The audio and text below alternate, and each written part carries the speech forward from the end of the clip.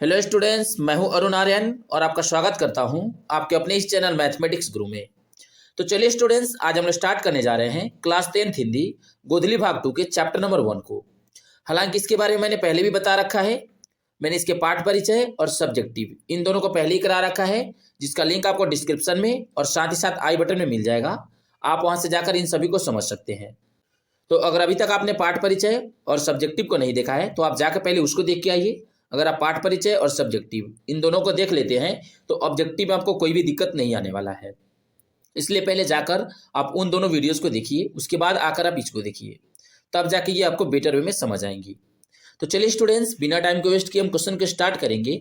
देखिए, first question में दिया गया है श्रम विभाजन और जाति प्रथा का लेखक कौन है।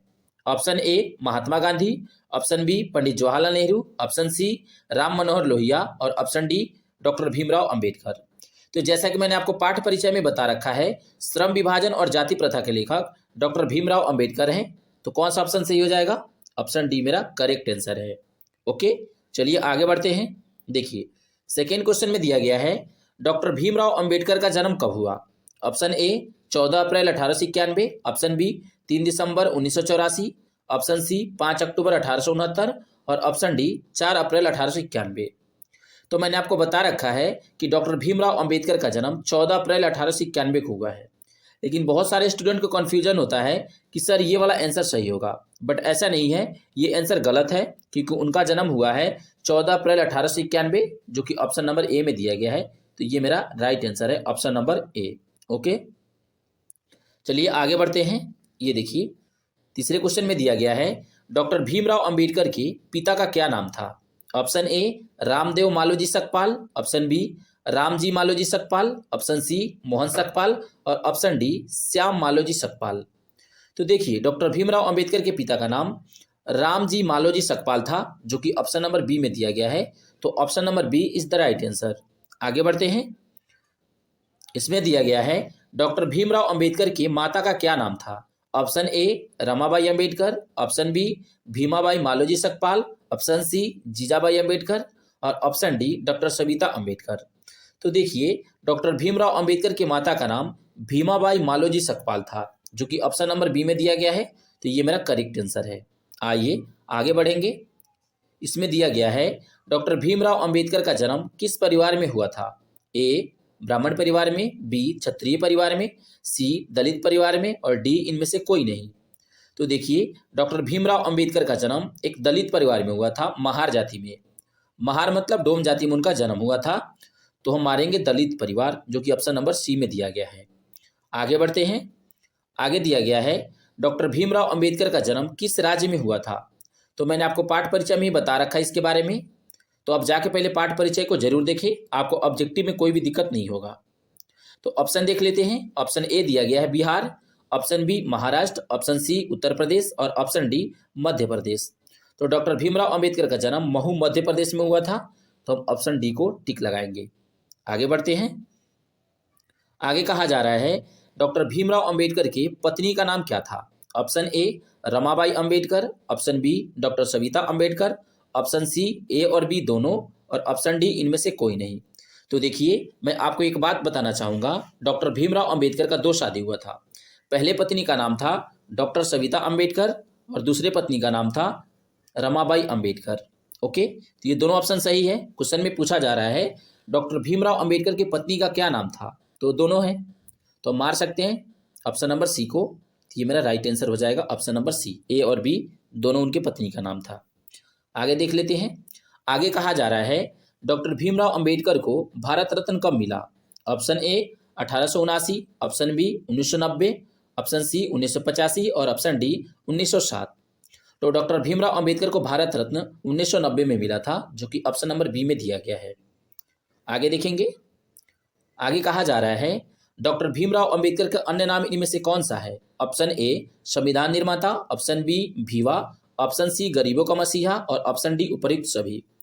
तो देखिए, डॉक्टर भीमराव अंबेडकर को हम संविदा भी बोलते हैं, क्योंकि उन्होंने संविधान को लिखा है और उनका बचपन का नाम भीवा भी है। तो देखिए, ये भी उनका नाम है, ये भी उनका नाम है। उन्हें बचपन में भीवा भी बुलाया जाता था और वो गरीबों का मसीहा भी हैं। तो ये भी सही है। तो देखिए, ये तीनों सही है। तो हम किसको टिक लगाएंगे? ऑप्शन डी को, उपयुक्त सभी। आगे देख लेते हैं। आगे कहा जा रहा है डॉक्टर भीमराव अंबेडकर के प्रेरणा स्रोत रहे हैं। कौन कौन है उनका प्रेरणा स्रोत? ए बुद्ध, बी कबीर, सी ज्योतिबा फुले और डी उपर्युक्त सभी। तो मैंने आपको पाठ परिचय में बताया था डॉक्टर भीमराव अंबेडकर के 3 प्रेरणा स्रोत हैं, बुद्ध, कबीर और ज्योतिबा फुले। तो इसमें से सभी हो जाएंगे, तो हम मारेंगे उपर्युक्त सभी। आगे चलते हैं। आगे कहा जा रहा है डॉक्टर भीमराव अंबेडकर के कितने पुत्र हैं? Option A 1, option B 3, option C 4 और ऑप्शन डी 2। तो देखिए डॉक्टर भीमराव अंबेडकर के 4 पुत्र थे, जिनमें से 3 की मृत्यु हो गई। ओके, कितने पुत्र थे? 4 थे, जिनमें से 3 की मृत्यु हो गई। तो कितने बचे? उनके पास फिलहाल 1 पुत्र है, तो हम 1 पे टिक लगाएंगे। Okay, option number A is the right answer. आगे देखेंगे। क्वेश्चन में कहा जा रहा है डॉक्टर भीमराव अंबेडकर के कितने पुत्र हैं, और कहा जाता कितने पुत्र थे तो अब 4 पे मारते, लेकिन यहाँ पे पूछा जा रहा है कितने पुत्र हैं तो हम 1 पे मारेंगे। आगे देखिए। आगे कहा जा रहा है डॉक्टर भीमराव अंबेडकर की मृत्यु कब हुई? ऑप्शन ए 14 अप्रैल 1891, ऑप्शन बी 6 दिसंबर 1984, ऑप्शन सी 6 अक्टूबर 1869 और ऑप्शन डी 6 दिसंबर 1956। तो देखिए ये वाला जो ऑप्शन है ना, इस तारीख को उनका जन्म हुआ था और उनका मृत्यु हो गया 6 दिसंबर 1956 को। ये रहा आपका ऑप्शन नंबर डी सही है। ओके, चलिए आगे देख लेते हैं। आगे कहा जा रहा है बुद्धा एंड हिज धम्मा किसकी रचना है? A Bhimrao Ambedkar, B Max Muller, C Pandit Jawaharlal Nehru और डी महात्मा गांधी। तो Buddha and his Dhamma doctor Bhimrao Ambedkar की रचना है, तो हम ऑप्शन नंबर ए को टिक लगाएंगे। आगे देखेंगे। फिर देखिए आगे कहा जा रहा है प्रसिद्ध भाषण एनिहिलेशन ऑफ कास्ट का हिंदी रूपांतरण किसने किया? तो जैसा कि मैंने आपको बता रखा है, बाबा साहेब भीमराव अंबेडकर का एक प्रसिद्ध भाषण था एनिहिलेशन ऑफ कास्ट, जिसका हिंदी रूपांतरण ललई सिंह यादव ने किया था। तो ऑप्शन को देख लेते हैं। ऑप्शन ए है Bhimrao Ambedkar, option B Lalai Singh Yadav, option C Mahatma Gandhi और ऑप्शन डी इनमें से कोई नहीं। तो देखिए इसका हिंदी रूपांतरण ललई सिंह यादव ने किया था, जो कि ऑप्शन नंबर बी में दिया गया है। आगे देखते हैं। अब कहा जा रहा है 15 नंबर क्वेश्चन में डॉक्टर भीमराव अंबेडकर के संपूर्ण वाग्मय को कितने खंडों में प्रकाशित किया गया है? Option A 22, option B 21, option C 23 और ऑप्शन डी 29। तो उनके संपूर्ण वाग्मय को 21 खंडों में विभाजित किया गया है, मतलब प्रकाशित किया गया है। तो option number B is the right answer. आगे देखेंगे। श्रम विभाजन और जाति प्रथा गद्य का कौन सा विद्या है? ए कहानी, बी निबंध, सी भाषण और डी ललित निबंध। तो देखिए श्रम विभाजन और जाति प्रथा एक निबंध है। देखिए ललित निबंध और निबंध इन दोनों में अंतर है, तो आपको इसमें कंफ्यूज नहीं होना है। चलिए option number B is the right answer, इसको हम मारेंगे टिक निबंध पे। आगे देख लेते हैं। 17 नंबर क्वेश्चन में कहा जा रहा है श्रम विभाजन कैसे समाज की आवश्यकता है? ए सभ्य समाज, बी असभ्य समाज, सी दोनों सही है और डी सभी गलत है। तो देखिए जातिवाद के जो पोषक है ना, वो कहते हैं किसी भी काम को अच्छी तरह से करने के लिए श्रम विभाजन आवश्यक है।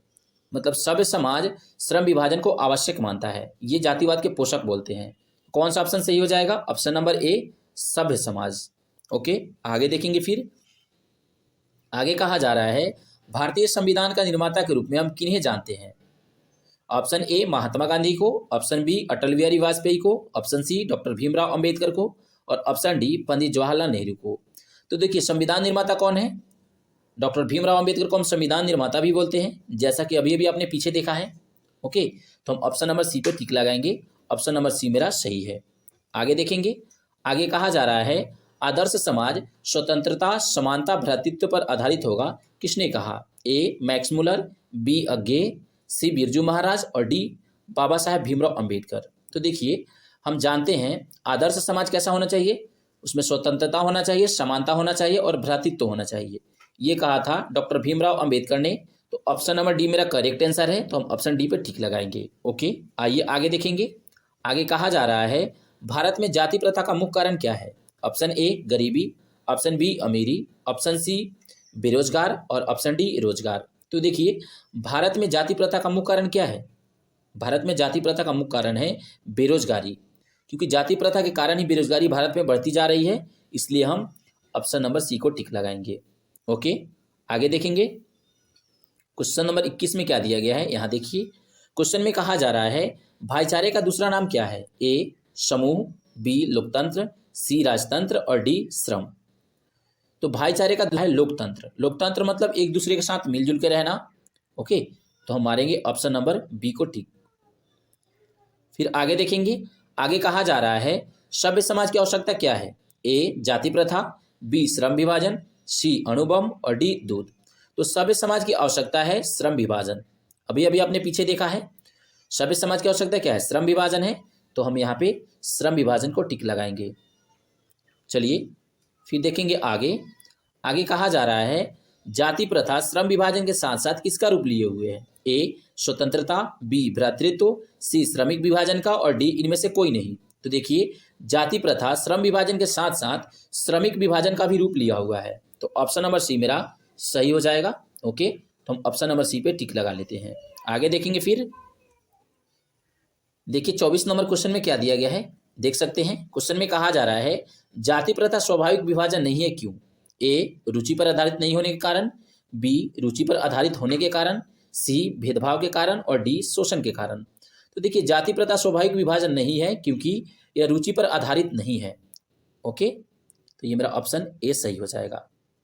आगे देखते हैं, आगे कहा जा रहा है डॉक्टर भीमराव अंबेडकर ने किस प्रथा को आर्थिक पहलू से खतरनाक माना है। ऑप्शन ए सती प्रथा, ऑप्शन बी दहेज प्रथा, ऑप्शन सी जाति प्रथा और ऑप्शन डी बाल विवाह प्रथा। तो डॉक्टर भीमराव अंबेडकर ने जाति प्रथा को खतरनाक माना है, आर्थिक पहलू से भी खतरनाक। तो हम किसको टिक लगाएंगे, ऑप्शन नंबर सी को, जाति प्रथा को। ओके, ये मेरा करेक्ट आंसर है ऑप्शन नंबर सी।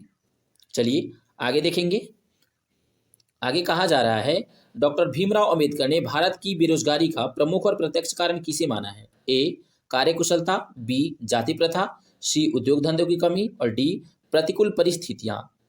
तो डॉक्टर भीमराव अंबेडकर ने बेरोजगारी का प्रमुख कारण जाति प्रथा को माना है, क्योंकि जाति प्रथा के कारण ही बेरोजगारी उत्पन्न हो रही है। ना चाहते हुए भी लोग अपने काम को करने पे मजबूर हो जाते हैं, जिस कारण वो बेरोजगार ही रह जाते हैं। ओके, तो डॉक्टर भीमराव अंबेडकर के अनुसार बेरोजगारी का प्रमुख और प्रत्यक्ष कारण है जाति प्रथा। तो option number B is the right answer.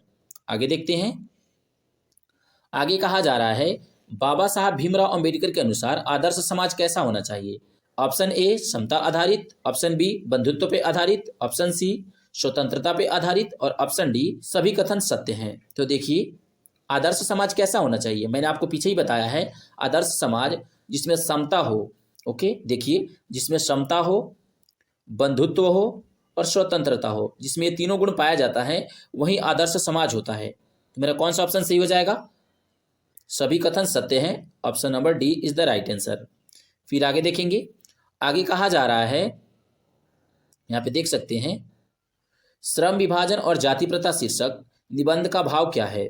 Option A जाति प्रथा की व्यथा, ऑप्शन बी छुआछूत, ऑप्शन सी भेदभाव और ऑप्शन डी सभी गलत हैं। तो देखिए डॉक्टर भीमराव अंबेडकर ये बतलाना चाहते हैं जाति प्रथा की व्यथा के बारे में। ओके, तो ऑप्शन नंबर ए मेरा सही हो जाएगा। तो option number A is the right answer. आगे देखेंगे, फिर देखिए आगे दिया गया है लेखक की दृष्टि में विडंबना की बात क्या है।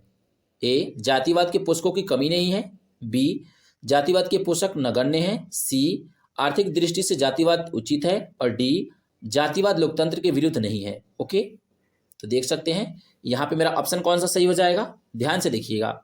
लेखक किस विडंबना की बात करते हैं, लेखक कहते हैं कि इस युग में भी जातिवाद को पोषकों की कमी नहीं है।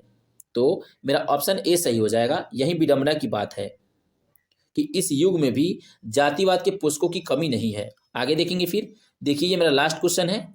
लास्ट क्वेश्चन में दिया गया है the caste in India their mechanism किसकी रचना है।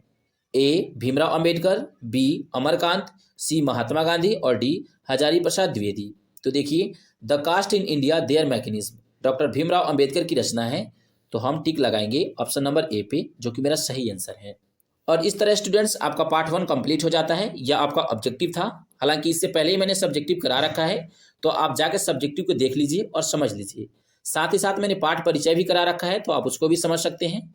अगर आप उन दोनों को समझ जाते हैं तो ऑब्जेक्टिव में आपको कोई भी दिक्कत नहीं आने वाला है, इसलिए जाइए उन दोनों वीडियोज़ को जरूर देखिए। तो चलिए स्टूडेंट्स, इस प्रकार आपका ऑब्जेक्टिव हो जाता है समाप्त। मुझे उम्मीद है कि आपको ये सभी ऑब्जेक्टिव समझ आ गए होंगे। अगर आपको हमारी ये वीडियो अच्छी लगे तो कृपया आप हमारे इस चैनल मैथमेटिक्स गुरु को लाइक शेयर और सब्सक्राइब करना ना भूलें, ताकि रोजाना आने वाली वीडियोस की नोटिफिकेशन आपको समय समय पर मिलती रहे। Thank you students, thanks for watching this video. Keep loving, keep supporting.